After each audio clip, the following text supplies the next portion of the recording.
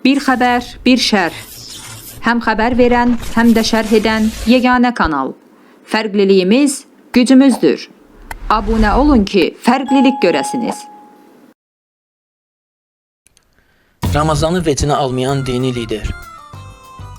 Son ayların bəlkə də ən gülməli qəhrəmanı Şeyximiz Allahşükür Paşazadə oldu. Dini liderimizin Ramazanda yoxa çıxması və Bakıya bilet tapa bilmədim deməsi tam bir komediya idi. Bir şeyx, bir dini lider necə ola bilər ki, ən mühüm dini mərasim olan Ramazan bayramında iştirak etməsin, bayram namazını qıldırmasın? Bu, birmənalı şəkildə Ramazanı dini saymamazlıqdır və öz şeyxliyini inkar etməkdir. Düzdür, Malakeş mediamız şeyxi, necə deyərlər, sudan quru çıxarmaq üçün yazdı ki, yazıq şeyx ciddi xəstəymiş, hətta təcili Türkiyəyə göndərilib. Amma sən saydığını say, gör şeyx nə sayır. Bəli, şeyxin ənənəvi sarsaqlıq damarı tutdu və həm özünü, həm də medianı ifşa etdi. O dedi, xəstə zət deyildim, sadəcə elə belə Türkiyəyə getmişdim. Qayıtmağa qalanda isə bilet tapa bilmədim. Vaxtilə vicdan anlayışına uzaq olduğunu etiraf edən şeyx, bu dəfə də Ramazanı, ibadəti ciddiyə almadığını etiraf etmiş oldu. Yəni, hansısa bir məmurun Türkiyə-Azərbaycan reysi üzrə bilet tapa bilmədiyinə heç göydəki qarğalar inanmazlar. Nə deyək? Danışmasaydı, gizlənməyə davam etsəydi, bundan yaxşı idi. Ümumiyyətlə, onun az qala qarğa qədər yaşı olan şeyxliyində hələ olmayıb ki, oturub hikmətli kəlamlar, ağıllı şeylər danışsın.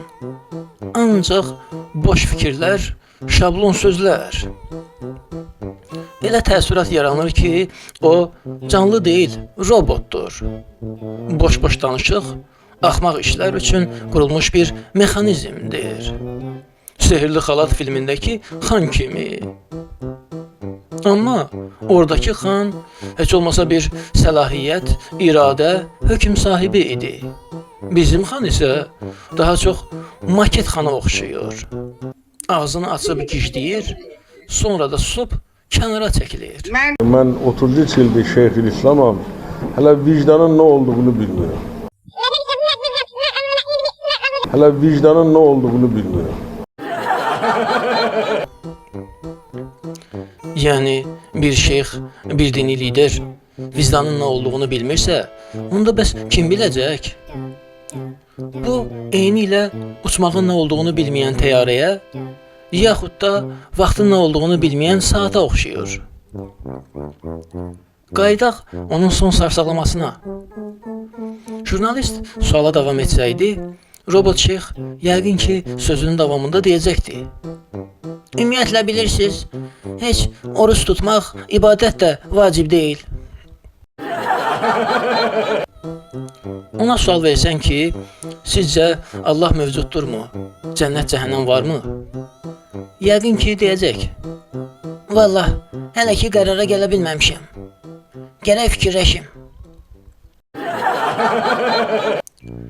Ona siz varsınızmı, həyatdasınızmı sualını versən, hələ bilmirəm, bəlkə də artıq ölmüşəm cavabını verə bilər. Bəli, o sadəcə maket şeyxdir. Ondan çox şey gözləməyin. Fərqliliyimiz gücümüzdür. Abunə olun ki, fərqlilik görəsiniz.